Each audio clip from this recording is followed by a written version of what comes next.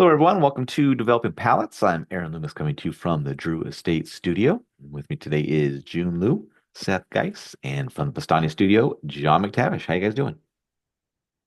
Doing well. Good man. I'm sensing a theme for teams and sports that I follow because I like the Jets and they suck.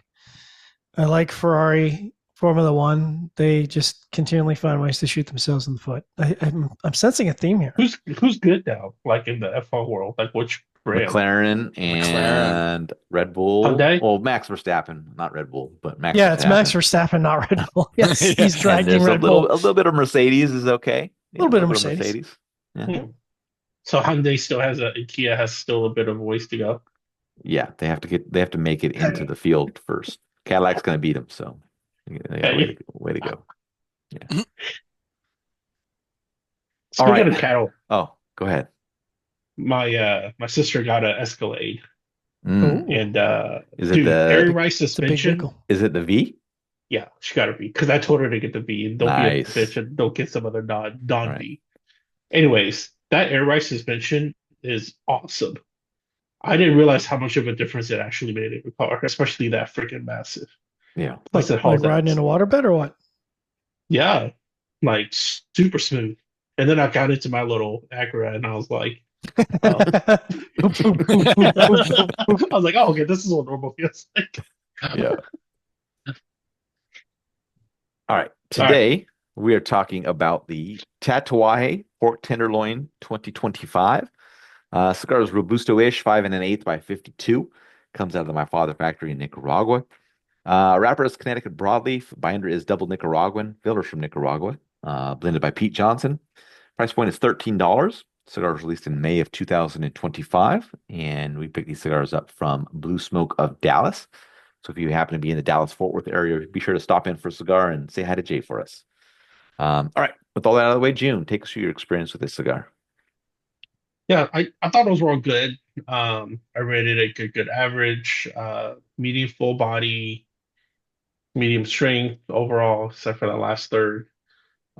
Flavor wise, it kind of stayed true to, a lot of the like Connecticut broadleaf stuff that I like. I had cocoa, baker spices, anise, more of a raw, spicier cedar. It's I, this is kind of a weird one, and this is something that we might want to touch base on a little later. But like, I want to talk about hype of the cigar because I expected a lot out of this because of like people talking about the pork tenderloin that was from whenever it was ago, right? When they released it and how it's supposedly one of Pete's uh like awesome blends that he did. So but yeah, good cigar. It's just it didn't wow, but overall I'm like, yeah, this is good. All right, Seth, what are your thoughts? Yeah, listen, I actually knew about the hype and went into the cigar thinking that it would just be, it's not going to be what it was, but I actually ended up freaking loving the stick.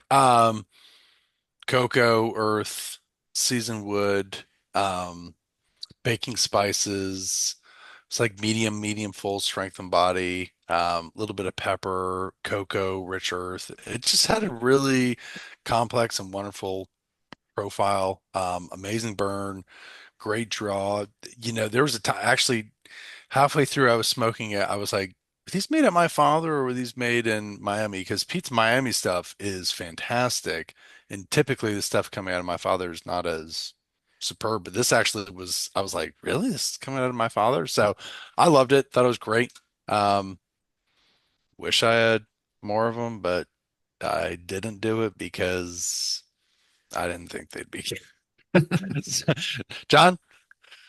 Yeah, I tend not to really pay attention to hype, mostly because I just forget. So the benefit of ADHD, but I thought it had a really promising start to it.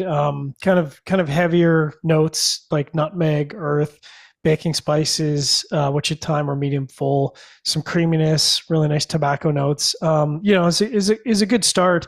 But I found for me as it continued that earth component really played more of a part, and I think it kind of unbalanced it. So for the second third, started with creamy earth and wood, and the earth kind of climbed up to medium full at points, which was very intense on the palate.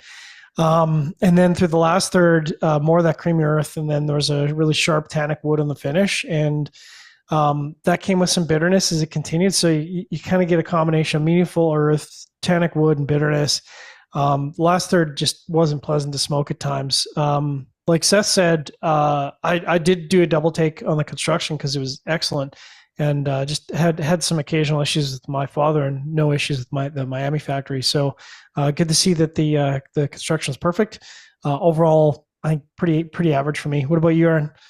Yeah, for me, this cigar started with earth, a mix of baking spice and black pepper, toasted oak, and a bit of cocoa powder. Later, the baking spice departed.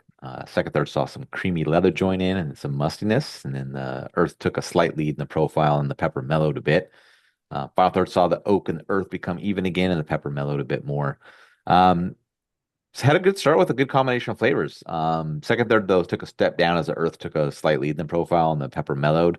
And then the cigar kind of just remained at that level the rest of the way for me. But fairly average as the profile was kind of driven by earth and toasted oak. I never smoked the original release, so I have nothing to base it off of to know how they compare. But